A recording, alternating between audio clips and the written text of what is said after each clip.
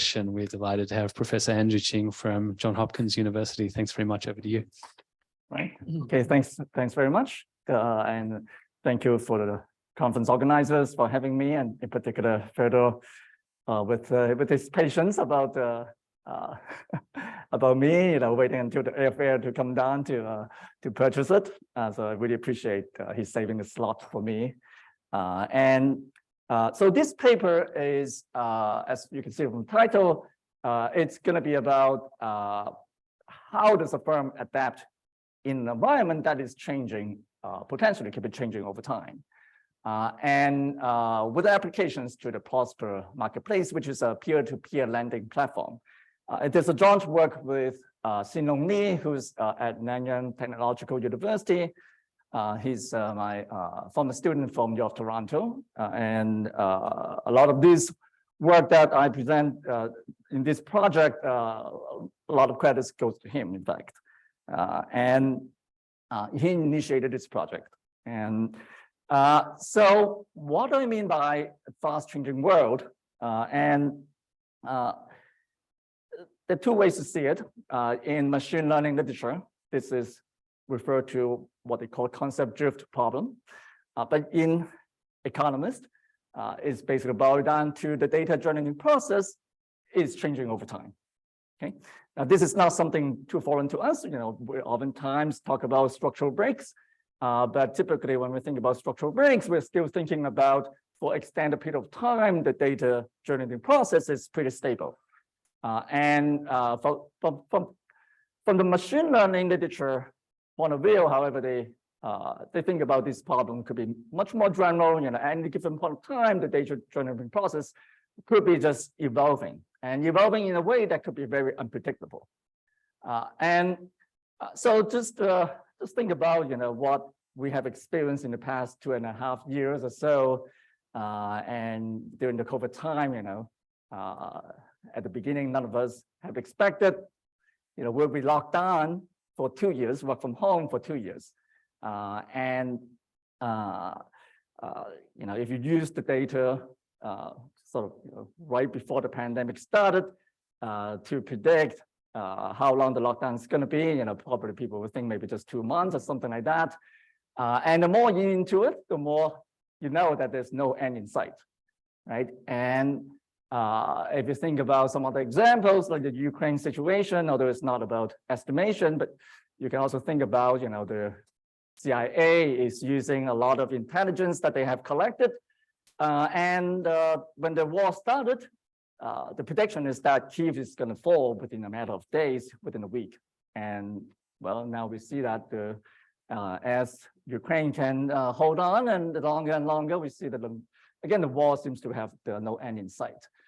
So all this essentially is pointing to, what I try to argue here is that if, typically when we deal with data, when we estimate structural models, we get all the data we can get for a couple of years, and we assume the data generating process is the same, and then, in other words, the structural parameters is stable, and then we try to estimate it.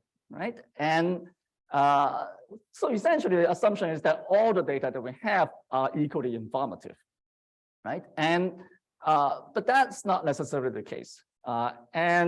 We make these assumptions oftentimes it's because that we have limited amount of data.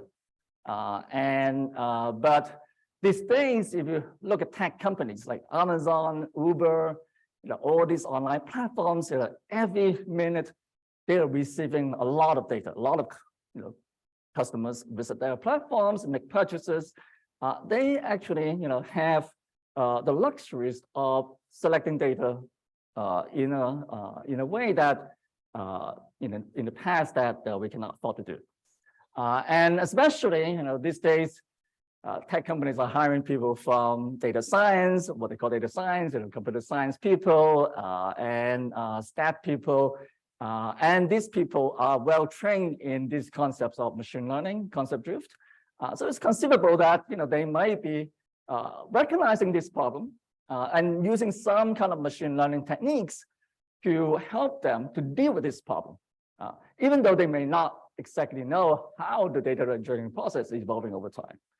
Just to give an example, the simplest way to sort of take into account that the data engineering process may be changing over time is that you simply use moving windows. Right? You just use the maybe most recent 3 months data to try to help you calibrate the model, estimate the models, your customer's model. And then you use those customers' behavior model to help you predict, what they're gonna do at different price point and so on and so forth. And use that to help you make decisions. So in this project, what we want to ask as a research question is there any way that by looking at the data that we have, that we're typically able to access to, are we able to learn something about or say something about how firms select their past data and use that to help them make decisions? And so what we argue is that essentially we argue we can extend the review preferences approach to say something about this. And the typical review preference approach is that we, based on individual choices, maybe firm choices, maybe individual choices, and we can learn something about their preferences, the structural parameters of the utility functions or objective functions. Right? We see, individuals make decisions under different circumstances. We see how they make trade-offs, and we can back out their utility parameters. And what we're going to argue is that, well, if firms' decisions is not just a function of their objective functions, but also a functions of how they use the past data to help them calibrate their customer models and so on and so forth.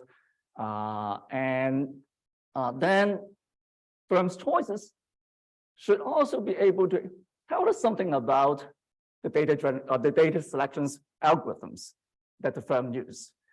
And so this is essentially the idea that we have. And this paper, we think of this as a proof of concept paper. We're going to use the data that we are able to get from Prosper to illustrate that the choice that Prosper make, in this case, what they need to do is they need to assign a loan rating, basically assessment of how risky the loan is. When all the loan applications come in, they need to be very quickly, give a rating to the loan, and then as a result, also determine the interest rate. And based on those choices, we want to show you that it's possible for us to say something about how they choose the past data to help them calibrate their borrowers and lenders models. So why is this interesting? I think, just fundamentally that I think that push us a bit forward to think about individual decision making. It gives us a bit more insight about not just about firms, but just any individuals. How do we actually conceptually use the past data?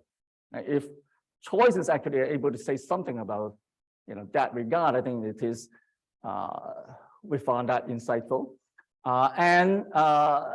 If you think about strategic interactions, in this paper we're not going to have firms playing games, but you can imagine, Prosper actually is very generous. They put out a lot of data out there for other people to use, researchers to use, and you can imagine another peer-to-peer lending platform. They're competing with Prosper. They may also want to learn something about how Prosper use their past data to help them make decisions. And so if we're able to use this method to say something about how a firm adapts their environment from the market intelligence viewpoint, that's also useful. So that's how we sort of motivate this research. And just to give an overview, the data that we're going to use is again, it's from Prosper, a peer-to-peer lending platform.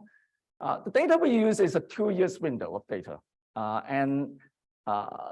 This 2 years window, starting from the time that when Prosper just changed the business model, previously, they used auctions to determine the interest rate for each loan applications. It's a lucky beat. But after December 19th, 2010, they switched to what we call post-price model. And in this post-price model, Prosper essentially a cider rating, and there's a one-to-one mapping between the loan rating and the interest rate. Okay, so that automatically determined what interest rate that loan should be charged. So the job that Prosper need to do is essentially bring lenders and borrowers together. Anybody who wants to borrow money, they can submit applications to Prosper. What Prosper try to do is to assess the risk of those loans. So they have their own model to do it, and they use their past data that they can observe, from different kind of borrowers with different kind of characteristics, and how likely they default, and if they default, how much the loss rate the loan has, and so on and so forth. They use that kind of data to help them to calibrate the risk, together with a lot of other observable characteristics, like credit rating and things like that. Now, in this case, Prosper, as a platform, they only make money when a loan application is funded. Okay, so if the loan is not funded, they don't get any money. They earn fees when the loan is successfully funded. And what we're going to do is we're going to assume that Prosper in the objective functions, because we know exactly how the fees are determined, we can essentially write down the profit functions for each loan and put in the objective functions. And so that would be one thing that we assume that Prosper cares. And we're going to also assume that Prosper also might be just interested in reflecting the true risk of the loan. Okay, that could be for ethic reasons, that could be for reputation reasons. So along the way, we're going to try to estimate the objective functions of Prosper as well. So I'm going to use this figure to show you the basic framework of the model. Bring some water. What happens when there is a default? Then Prosper, in reality, Prosper is responsible for try to get the money back from that borrower, but they may just contact them, keep going after them. But if they just go bankrupt when they file for bankruptcy, then it's default. Yeah, then the people who invested in that loan will not be able to get their money back. Yeah. So in some sense, Prosper certainly don't want their loans to be defaulted too often, but there are a lot of loans are very poor rating. So they already, in their website, they would post, this is a risky loan, right, with this kind of probability of default, and so on and so forth. So the customers who invested it, they know, the interest rate is high, but it's also risky. Okay? The key thing is that you need to be fairly accurate in making that kind of risk assessment. So, if I tell you a loan is an AA loan, default rates should be very, very low, but it turns out to be default, right? You're not going to be too happy, and the customers probably will not come back. So that's kind of the high-level intuitions that we try to capture. So just hold on, wait for a few minutes when I show you the objective functions. I think things will become a little bit clearer. But I want to just use these figures to illustrate what we are really thinking. So when we think about Prosper's problem, we're thinking Prosper is like adaptive learner. And so in the sense that it's not like they just know all the true parameters, know the parameters of the customer's model. As more data comes in, they're going to use more and more data to help them to estimate or calibrate the customer's model parameters.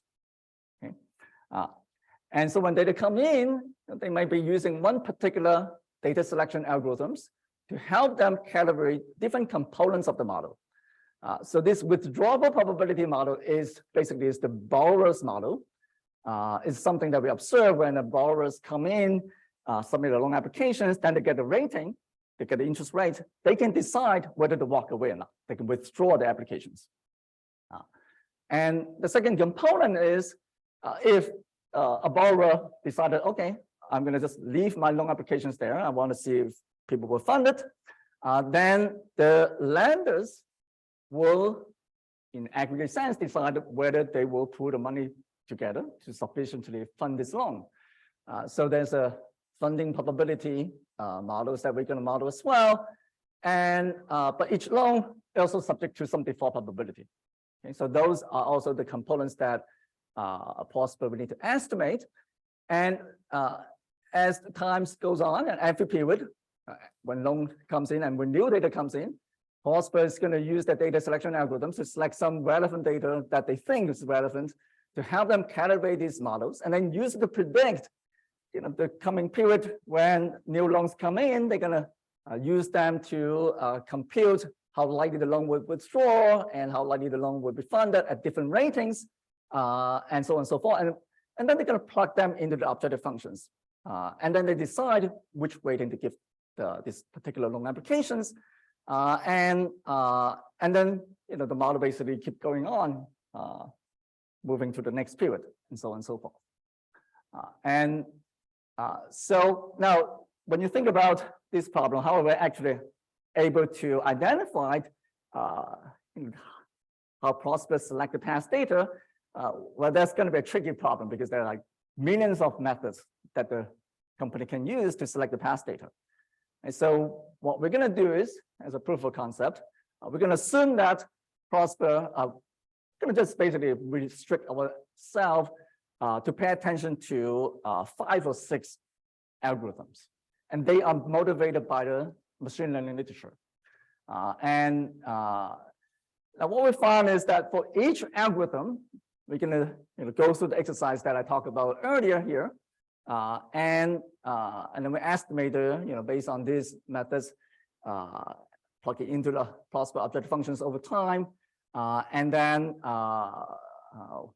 at the end of the day, we're able to see, for each algorithms, how well Prosper this model can explain the data.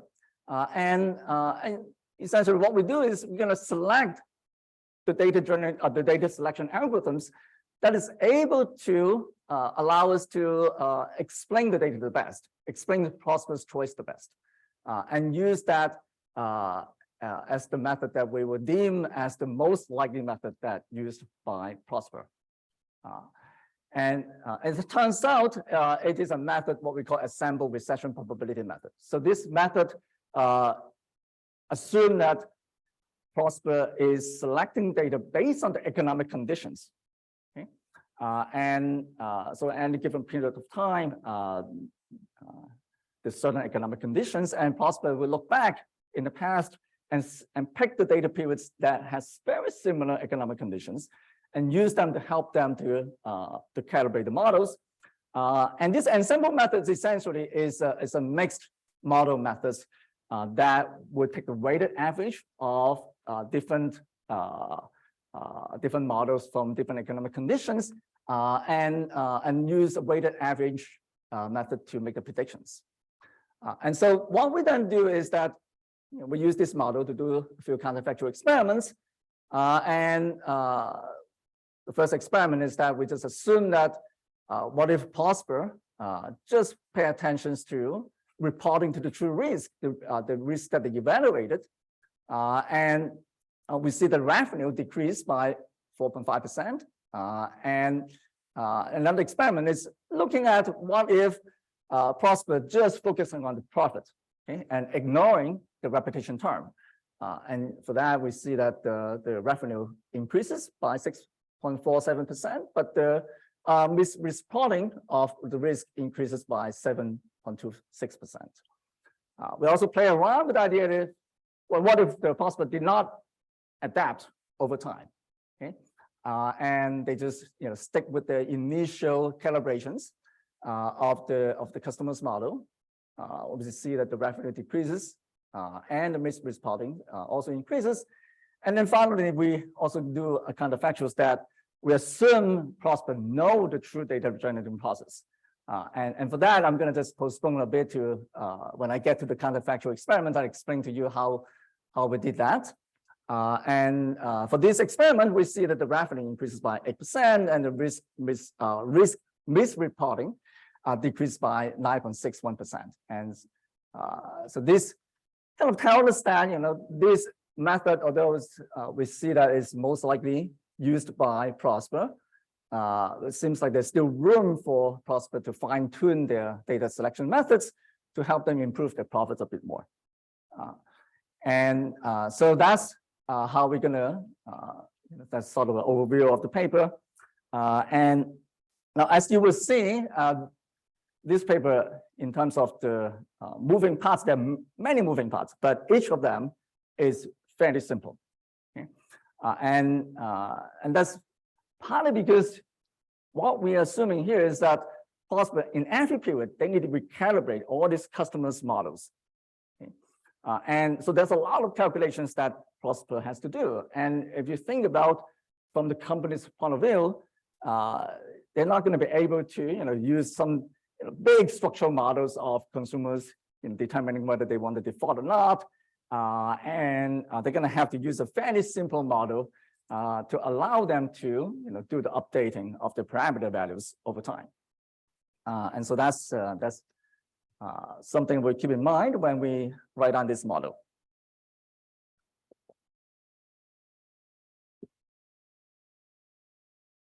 And so let me just talk about the literature a little bit, because the adaptive learning literature is something that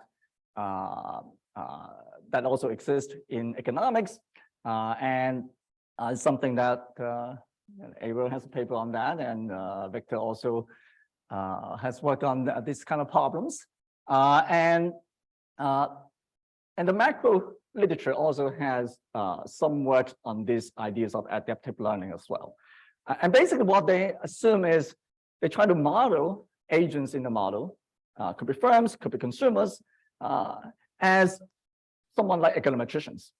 Okay? So unlike, the typical models that we assume, everybody know the true parameters, as econometricians, when more data comes in, then you use more data to help you estimate whatever components that will help you to make your decisions. So in that sense, what we're doing is similar. Okay? However, when you look at those literature, when you look at these existing papers, one assumption that may make is that basically they assume the data journeying process remains unchanged over time. Okay? And so that would be something that we try to relax in this case. Now there are other papers that look at firms learning as well, like Bayesian learning, and but again those assumptions, Bayesian learning models will essentially assume that the data journeying process or the true parameters of the models remains unchanged. Okay, now that's not what we're going to assume. We're going to at least assume the customers, the borrowers, and lenders models, their parameters, their preferences could be changing over time. Okay. Could be for various reasons, but when we can assume that Prosper's objective functions during this 2 years period will still remains unchanged. Okay, yes, Bob. So would you be appealing to a law of large numbers, for example, in order to be able to push your sample to some kind of population, or are you taking a Bayesian kind of perspective? I'm wondering about this because a way of thinking about a data generating process shifting is that there are low frequency events. Yeah, so we're not gonna thinking about any large sample properties in this paper. And I think what, in order to have that kind of result, my intuition is that we still have to basically assume that the firm know how the data generating process may be evolve over time. And you try to capture that evolutions. Okay. That's not the assumption that we're trying to make here, though. And so in that sense, you would be appealing to some kind of Bayesian view about how the firm adapts its probability, its beliefs as things change. So let me maybe wait for maybe 10 minutes when we get to the data selection algorithms or adaptive learning algorithms. You will see, it's very different from that approach. Okay, very different from thinking about Bayesian. So we're not arguing or we're not assuming that firms is a Bayesian. We think about they are, something like they know the data training process is changing. They know the environment is changing, okay, and they're not so ambitious to try to get how the process is changing over time. Okay, instead they know, okay, well, it's better for us to do something. Okay, and how do they do something? Well, as you will see, it could be moving windows, could be very simple ideas of just using moving windows, or using some sort of gradual forgetting, just put some discount on the older data. So that would be the kind of a process that we will entertain. Okay, so essentially that is what the literature has. There's other papers as well, the peer-to-peer lending papers, but none of them is looking at this kind of concept-driven or adaptive learning problems. So a bit of institutional knowledge about Prosper Marketplace, and what I show you here is that it's the loan ratings. There's A loan, B loan, C loan, and so on and so forth. So when someone go to Prosper's their website, they submit applications, and Prosper will tell them, okay, you are A loan, and what it means is that at the same time, this loan rating will be mapped to the interest rate. Okay, there's also fee structures, the commission fee structure, that depending on the rating of the loans, and also this posted estimate loss rate that essentially tell you how risky this loan is. And there's also service fee rate. So we're going to heavily rely on this assumption that this institutional knowledge that there's a one-to-one mapping between the rating and the interest rate and the posted loss rate. Okay. Now loan is funded, has to be funded within 14 days. Otherwise, it will be considered as expired. Okay, so the loan application will be gone, and all the borrower can withdraw the applications before it's expired. In terms of the price setting, as I said, prior to December 2010, Prosper used auctions to set prices, but after that, Prosper set interest rate on its own based on the ratings. So when Prosper comes in, look at the loans, they also have to estimate the default probability and loss rate given default. So these are the things that we're going to model as well, together with the funding probability and the withdrawal probability. Now, the data range, as I said, is these 2 years of data, but we're actually also using the data prior to December 2010, the auction period data, to help us determine the initial funding probability, withdrawal probability, and default probability and loss given default as well. So just imagine, like Prosper just started the business, started the new business model. They still have to find some way to initialize some of their beliefs, and we can assume that they will use the auction period data to help them initialize the beliefs. Now, do we have any evidence that the environment is changing over time? So in this paper, we're going to use a test that is fairly commonly used in the machine learning literature. It's called gamma test, to test to see if there's any evidence that the data is evolving in a non-stationary way. And the idea of this test is that the underlying assumption is the data training process is the same. Okay? So then when more data comes in, you recalibrate a model, you use that model to predict. Okay? what's going to happen next period for new loans to come in. Now, if the data training process is really stable, it's a stationary process, then that prediction's performance should remain unchanged, pretty much unchanged over time, except subject to some sampling errors. But to the extent that if the data training process is changing over time, okay, then when more data comes in, okay, the performance of these predictive models are going to deteriorate. And if it deteriorates to a certain point that it exceeds certain threshold, then this test would say, hey, we detect the concept drift. Okay? So when in these figures, what I basically show you is that how many times that the concept drift has been detected. Okay? And all these red dots essentially indicate a detection happens. And so that sort of provides us more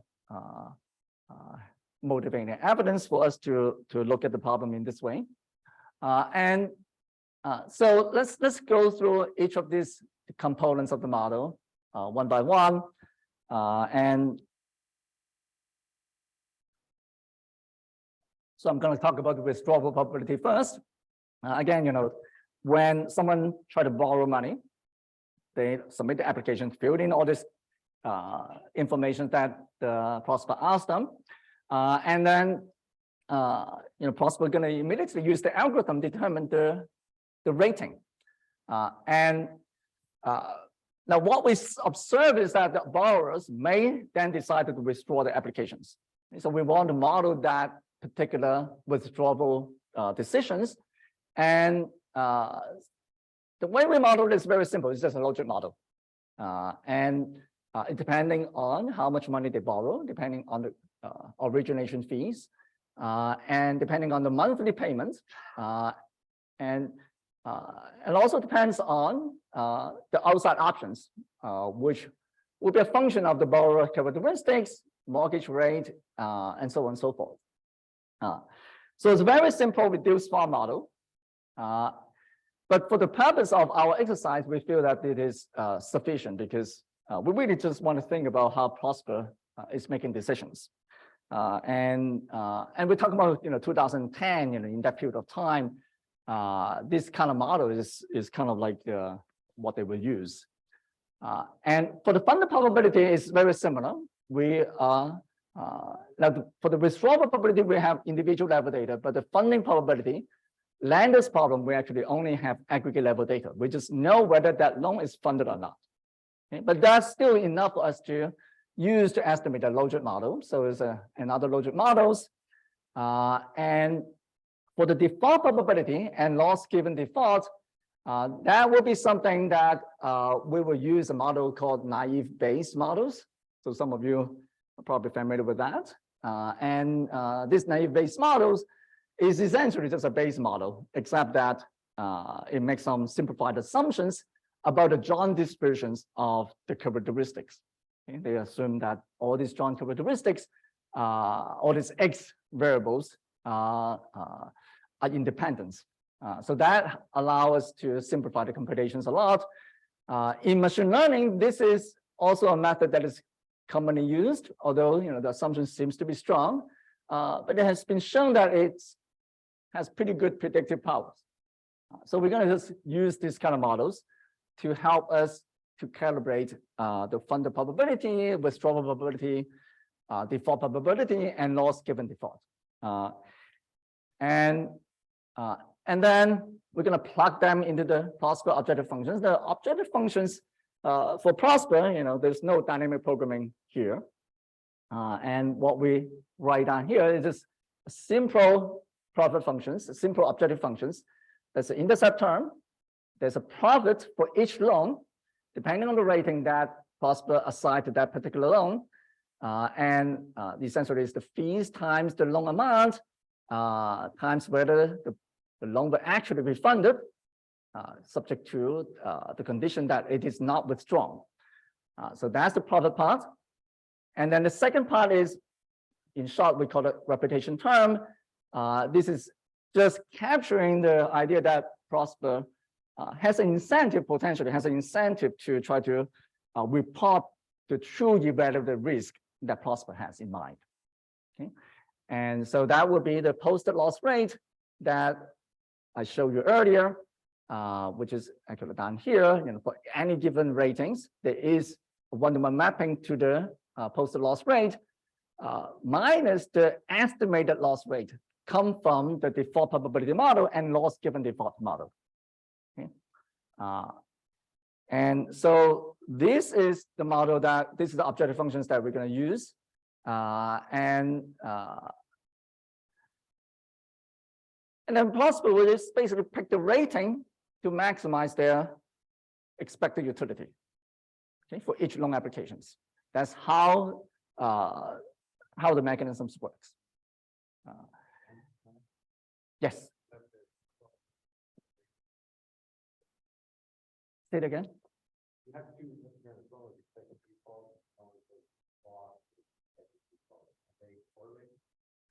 Are they correlated? I don't remember at this point. Yeah. Yeah. I mean, intuitively, I would. Can you imagine it could be? Yeah. Yeah, but I don't remember whether I actually have looked at that. Yeah.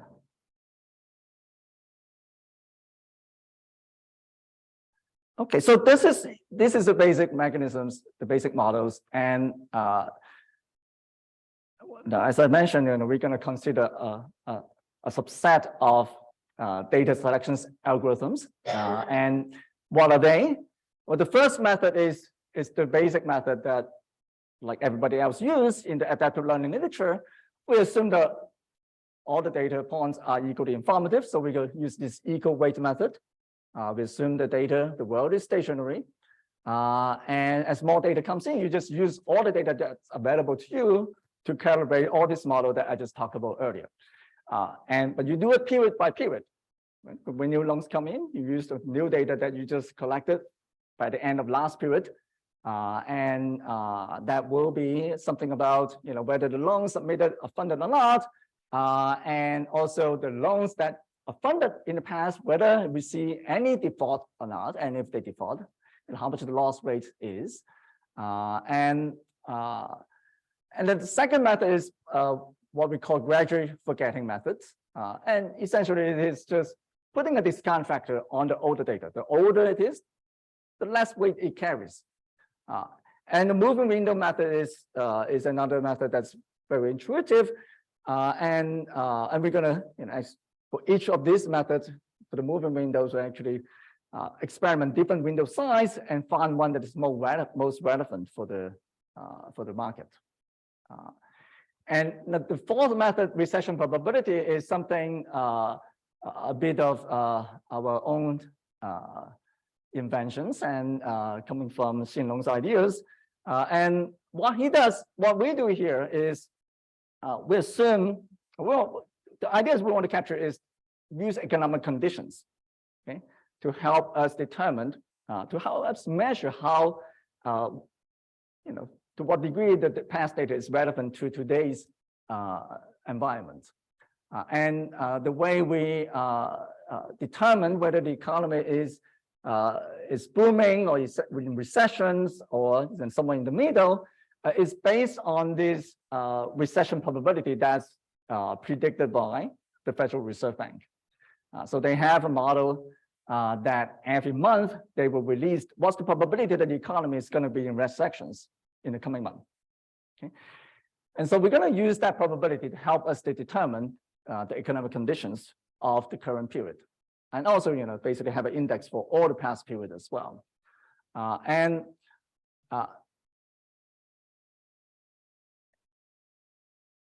So that I can skip here. Now the fifth method is going to be a generalized versions of these recession probability models. And as I said, the idea is to use the weighted average of all these models to help you make predictions.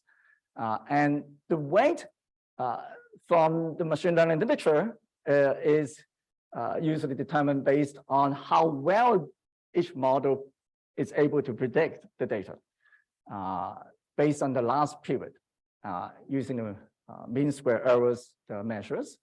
And So that's how we determine the weight. So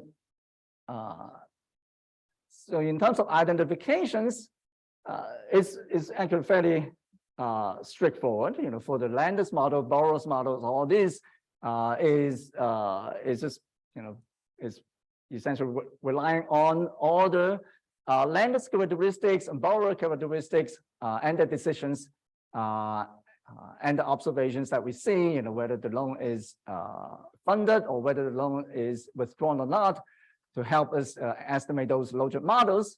And similarly for the naive Bayes models. For Prosper objective functions, that's going to be determined based on their trade-offs, right? After we are able to calibrate all these withdrawal probabilities, funded probability, loss given default, everything as if they are observed in Prosper objective functions. So we can just use their decisions to help us to figure out delta 1 and delta 2, the parameters that capture how Prosper care about each of them. Now about the data selections method, you know, what would be the intuitions about how we can identify the particular algorithms that can explain the data the best. Let me just use this example to illustrate this. Just hypothetically, let's think about we are at the beginning of 2022. Okay? If Prosper is going to use all the past data available to them from January 2020 to December 2021 to help them predict how likely a restaurant workers will default, how risky he is. You know, the data may look something like this from January 2020 to 2021. And you know, this is just make up examples, but you know, you can imagine at the beginning, maybe the default rate is very high because it's the beginning of the COVID. Restaurants is all closed down. But then, you know, later on it's getting better, right? If you just use the average, you might predict that, oh, it's about 50% chance that restaurant workers will default if they borrow money. But if you use just the most recent data, okay, the same restaurant workers, the default rate would be much lower. Okay, and so just, you know, this is like a moving windows method. This is like an equal weight method, and from different methods, you can just see that Prosper in their risk assessment model is going to be basically saying something very different about how likely this person will default. And when you plug it into the objective functions, you know, one that, you know, using the last 6 months data to make the predictions about, to make assessment about how likely someone will default, is going to be able to explain the data much better if this is the true models. So that's kind of the intuitions behind, you know, how we can identify different data selection algorithms. So essentially, it's just, you know, which piece of data, which piece of information that you plug in the possible objective functions, if this is most relevant, it should be able to explain the data the best. If you plug in something that is totally garbage, you know, you're not going to be able to explain possible choices very well. Yes. We just down to that form. Okay. Yeah. So I will be very quick in wrapping up. So in terms of estimations, it is fairly simple. I already explained. The step one is that we calibrate each component over time, and then step two is that we plug in all these withdrawal probability, you know, funding probability, estimated loss rate, and default probability into the objective functions, and then use maximum likelihood to estimate the objective functions of Prosper. For the result, and we look at the fit of the model based on Prosper's choices, you can see that the ensemble recession probability models is able to fit the data the best. And that's how, you know, it's significantly better than other methods. And that's how we conclude that this ensemble recession probability model is probably at least, you know, among these 5 models is able to explain the data the best. And now we're not trying to claim that this is the method that they use, but but it is most likely method that they use subject to the set that we consider. And I said, we consider 4 counterfactuals. And let me just quickly say, the last one, how do we come up with this idea that, Prosper know the true data regenerating process? What we assume is that we are able to get a better sense of what the true parameters are for the borrowers and lenders using a moving window that not just use the past data, but use the future data as well. Okay, so use a window that includes some future data. And that can help us to calibrate the withdrawal probability, funding probability, all these customers model a bit better than just using the past data. And so in the counterfactuals, let me very quickly show you that if we shut down the profit part, set delta 1 equals 0, you can see the revenue decreases by 4.25%. And for delta 2, if we shut down the incentive for them to care about reporting the true evaluable risk, the revenue increased by 6.7%. Now, if we don't allow Prosper to adapt to the learn, in other words, they just use the auction period data to help them calibrate all these customers' models and then let them fix over time, we see that the revenue drops by 3%. So that means, those data actually still relevant. It's not like they are completely useless. They're actually quite useful. And if we assume firms know the true data process, the revenue increases by 8%. Okay. And for the changes in the risk reporting, the result is also going in the directions that we expected. So we didn't put any restrictions about delta 1 and delta 2, but as it turns out, the size is what we expect. And so I'm going to conclude instead of keep dragging on. So what we feel that in this exercise, in this paper, what we show is a proof of concept paper that shows that review preferences can be generalized to not just learning about the structural parameters of one's objective functions, but also may be able to shed some light on how agents, decision makers, use the data that's available to them. Okay? How do they select them? And this paper, I think, this kind of ideas can be applied in other settings too, not just about Prosper. It can be, it can be about consumers as well, can be customers. So that's the bottom line. Okay, so I'm going to just stop here.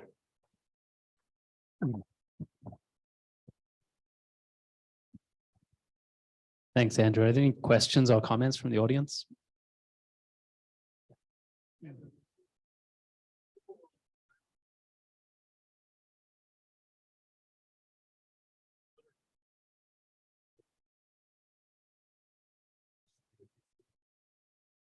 You're using a particular very special weighted model. Yes. Like the others that are better. There could be, yes. That would be great. Yeah. Yeah. I mean, we don't claim this is the best method. It's just that we demonstrate that at least you can see from the data that some data selection method is able to explain the data much better, right? So I think that's the main points that we want to make in this paper. Obviously, you can keep adding different methods. You can keep playing around this exercise. But we're going to just let people to, use these ideas to see how it goes. Yeah. Any more comments and questions?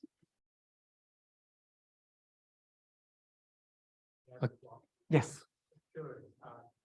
Are you able to interview the CEO of Hopkins?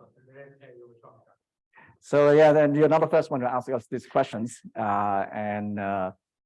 No, we are not able to, and we also try to talk to other people who have, done this research very early on. Like Lin is the very first person, and he also told us that, he also tried. It's very hard to get them talk to us,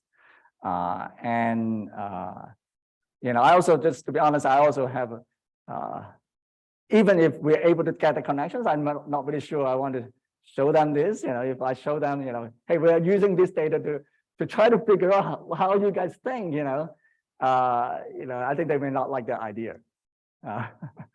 Yeah.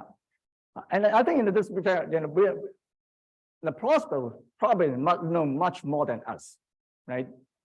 Of course, they hire the people. They know, how the people use the data. And this is not about telling Prosper what they don't know. This is about, we're sitting outside. We're not able to talk to them, right? They don't disclose their secret to us. But then can we still learn more than what we typically think we can only learn? Yeah. Any further questions or comments? Okay, in that case, please join me in thanking Andrew one more time for this talk. Thank you. Yeah.